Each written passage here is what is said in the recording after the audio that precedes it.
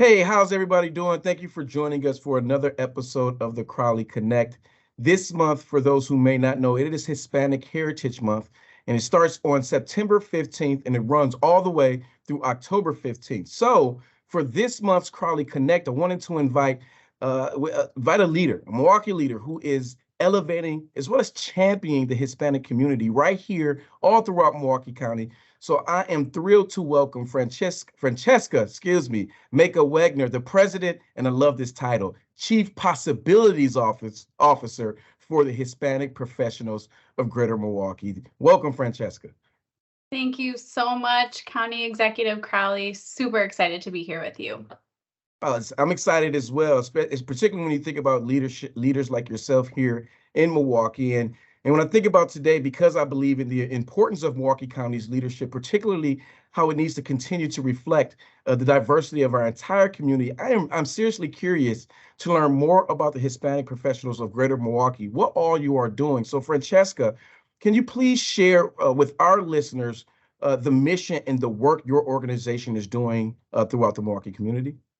Absolutely. Happy to do that. Well, first, I just want to say thank you so much to you and the other leaders at Milwaukee County who have invested in HPGM to ensure that our Latino community, and most especially the leaders within the Latino community, are strong. So we're thrilled to be partnering with you this year as our presenting programming sponsors for the entire year. So I want to start out by saying thank you for that. HPGM is a membership organization. We're 22 years old this year, and our mission is actually quite simple. We try and do two things. I shouldn't say we try. We do two things. We work to increase representation as well as economic opportunities for Latinos in Wisconsin. And we are committed to empowering the lives and the futures of Latinos in our state through leadership developments, investments in educational excellence, so really removing those barriers to education. And we also convene and connect the region. So what are those issues, opportunities that are top of mind for Latinos, our champions, and our allies?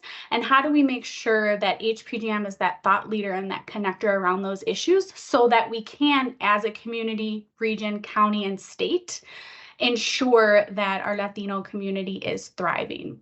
So I would say over the last couple of years, some of the most notable enhancements to our body of work is really focusing on that thought leadership. So bringing even a national and global perspective to the state of Wisconsin, working to build a mentoring program from early career and students in colleges and universities all the way through C-suite executives, because we really see that intergenerational wealth and closing that influence gap as such an important focus for HPGM, because nobody else is focusing on that for the Latinos in Wisconsin. Well, we truly appreciate your leadership and all that HPGM is doing to make sure we continue to elevate Latino voices, not just here in Milwaukee County, but across the state. Now, earlier this year, HPGM was awarded a $350,000 in grant funding to continue advancing the next generation of Hispanic leaders. Now, you just mentioned a few things, but what are some of the other priorities your team has identified to invest these new resources, but also why are you making these investments? Yeah, we're really, really grateful to Bader Philanthropies, who is an incredible trust-based philanthropic partner in our community. And the conversation that we really had with their leadership, while we have been partners with them programmatically for many years, is two things. We need to build capacity. We were a team of 2 or 3 at the time, and we're serving thousands of Latinos, and we know that the need is even greater than 4 or 5 people could serve. So we said we need to build capacity so that we can continue growing the impact. It's amazing that we can, serve the number of people that we're serving, but if we really want to talk about transformation, we need to build up that capacity. And number 2, we needed resources to really execute our new strategic plan that focuses on 3 things. Financial sustainability. So how do we continue to make sure HPGM is here for 22 more years and beyond? The other piece is systems and infrastructure. My go-to phrase is, let's make the easy things easy so that we can focus on doing the deep work. I And like then that. the third piece around programming and partnership. So really looking at what does a mission aligned, mutually beneficial partnership look like for HPGM? Where are we uniquely positioned to serve the Latino community? Because we can't be everything to everybody. And let's do some work around ensuring that where there are those gaps, we know exactly where our lane is. So that's really what that funding from Bader Philanthropies is supporting. That sounds amazing. And just hearing, the things that you're talking about, your programs, your services, your mission, your vision, I can tell that HPGM is an extremely dynamic organization. And so, I love to hear, particularly about a project or program that you are especially excited about that is happening right now. That's only if you can pick one. Yeah. Oh, this is really hard to pick one. So I'm going to say 1A and 1B. How about that? Can I do Okay. that? All right. So 1A, I'm going to say something that's existing that we are really working to expand on is our board pipeline initiative. So this is an initiative that was started actually with the support of the Greater Milwaukee Foundation. And it was all about how do we ensure that whether it's community-based organizations or other nonprofit boards have Latinos on the board that are trained and qualified to be effective board members. So it's a 5-week program that participants go through and they learn all about how to be a board member. And then they're connected with nonprofit organizations who want to leverage them either on a committee or a board to best serve their communities. And so one of the things that we've started to build on is nonprofit and board service is essential. And let's look at paid boards. How do we make sure that now those paid board positions, because Latinos make up less than 2% of all corporate Fortune 500 boards, what's the bridge to that? So we're really excited to be working with some partners to evolve that program. But there's 1B that I have to talk with you about, which I'm so excited. And that is HPGM is building a statewide Latino leadership program. So this program, by the end of our strategic plan, will be launching and will be comprehensive across all sectors. So we've had some incredible programs that have existed in our state specifically for nonprofit leaders or specifically for, those sectors. But we're saying we have a leadership crisis in our state. How do we make sure it's not just about the diversity and about making sure Latinos are there, but it's making sure Latinos are prepared, they have the access, and that we can really secure our future as a city and as a state with an abundance of Latino leadership. We have the talent. Now we need that infrastructure and that framework to ensure that Latinos can be successful.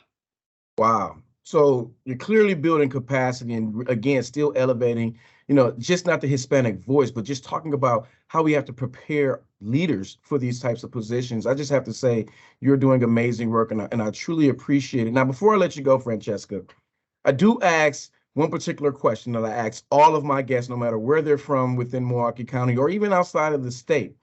But if you could tell me your favorite thing about our community, about the Milwaukee County community, that would be great. Oh, this is both a hard and an easy one. I came to Milwaukee 13 years ago and I never left. That's how much I love our community. The people, I think, are one of the best assets that we have. And so it's been a pleasure of mine to be able to see the stories of those community members unfold. I would say that is my favorite part of our community. We talk about small Milwaukee moments, right? And like all those connections. But being in this role right now and being able to say, oh, I know so-and-so and they do this thing and we can support their small business by hiring them for this event we have, and then they get connected to some other network that helps them grow their business. Like that sort of access in our city is so special, the way we take care of each other. And I would love to see us continue, whether it's within and across our diverse communities, to really say, yes, we have challenges like any other place, but let's talk more about all of the goodness that exists here and less about how we can try and be, less of those negative things. Let's really talk about the possibilities and all the great things that exist here. Oh, this has been a great conversation. I have to honestly say, Francesca, you've been giving me some goosebumps a little bit because it's really about how do we bring more people to the table, again, continue to elevate their voice. And I can tell that the work that you all are doing with HPGM. It literally lends even to our mission and vision of achieving racial equity and becoming the healthiest county in the state of Wisconsin. So I just personally want to say thank you, not only for your leadership, but for your vision as well, that is helping Milwaukee's leadership not only reflect the full diversity of our city, but also uplifting and creating even more capacity with the residents that live in our community. So it was definitely a pleasure spending time with you on today.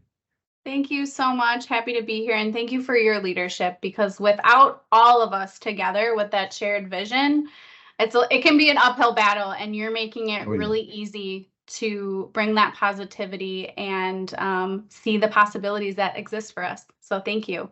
Oh, anytime. But the work that we're doing is we have to take an all hands-on approach. So I appreciate your partnership. Again, thank you for being with us. And to our listeners, please do not forget to hit that subscribe button and also to follow the Crowley Connect on our YouTube, Twitter, or on our Instagram. But until the next time, I wish you and yours the best. And thank you for tuning in into another episode of the Crowley Connect. Be well.